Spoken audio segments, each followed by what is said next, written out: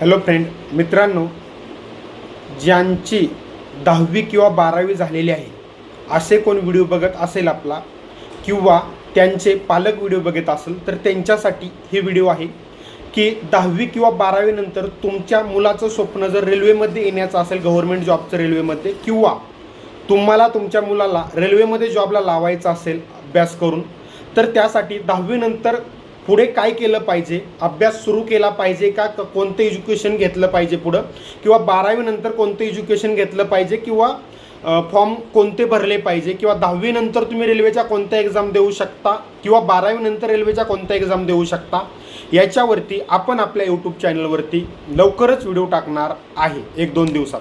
तरी आपला YouTube channel आहे ALP अनिल गाडगे. यूट्यूबवरती जाऊन त्याला आत्ताच सबस्क्राईब करून घ्या, ठीक आहे. आणि लवकरच 2 दिवसात त्यावरती व्हिडिओ येईल. या इंस्टाग्राम पेजला पण फॉलो करून घ्या. तर अशा पालकांनी तो व्हिडिओ बघायला अजिबात विसरू नका. जर तुमच्या मुलांना रेल्वेमध्ये गव्हर्नमेंट जॉब, सेंट्रल गव्हर्नमेंटचा जॉब पाहिजे असेल तर तुम्ही 10वीतनं काय करायला पाहिजे किंवा 12वीतनं काय केल्यानंतर तुम्हाला कोणती रेल्वेची एक्झाम देता येते यावरती एक डिटेल व्हिडिओ मी टाकणार आहे आपल्या महाराष्ट्रातील मराठी मुलांसाठी. कारण महाराष्ट्रामध्ये मराठीतून मार्गदर्शन करण्यासाठी खूप कमी गोष्टी आहेत, बरोबर. त्यामुळे बऱ्याच वेळा रेल्वेमध्ये येण्याचं स्वप्न असतं मुलाचं किंवा त्यांच्या पाल्याचं, म्हणजे पालकाचं पण असतं की मुलाला रेल्वेमध्ये जॉब लावायचा आहे, पण नेमकं पुढे शिक्षण काय घेतल्यानंतर रेल्वेची कोणती एक्झाम देऊ शकतो हेच त्यांना माहीत नसतं. त्यामुळे खूप मोठा घोळ होतो आणि त्यानंतर पालकांचे किंवा मुलांचे मेसेज येतात की सर मला माहीतच नव्हतं, त्यामुळे मी ही डिग्री केली, हे ग्रॅज्युएशन केलं. हे जे डाऊट तुमचे असतात ते मी आत्ताच क्लिअर करतो, कारण तुम्हाला माहीत आहे 10वी-12वीचे निकाल आत्ताच लागलेले आहेत.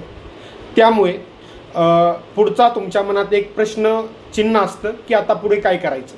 पण जर तुम्हाला रेल्वे एक्झामकडे यायचं असेल तर मी नक्कीच तुम्हाला एक पॉझिटिव्ह मार्ग सांगेल की काय केल्यानंतर कोणते एक्झाम देता येते किंवा कोणतं एज्युकेशन केल्यानंतर कोणते एक्झाम देता येतील.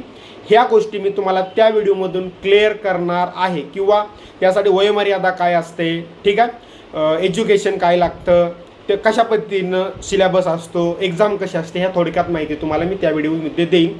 त्यामुळे हा व्हिडिओ जास्तीत जास्त 10वी आणि 12वीच्या मुलांपर्यंत शेअर करा. मराठी, आपल्या महाराष्ट्रातील मराठी मुलं रेल्वेमध्ये जास्तीत जास्त यावी यासाठी शेअर करा. तसेच पालकांनी बघत असतील तर त्यांनी पण जास्तीत जास्त तुमच्या मुलांना शेअर करा, ठीक आहे मित्रांनो. लवकरच यूट्यूबवरती व्हिडिओ अपलोड केल्यानंतर सांगितलं जाईल. Thank you friend.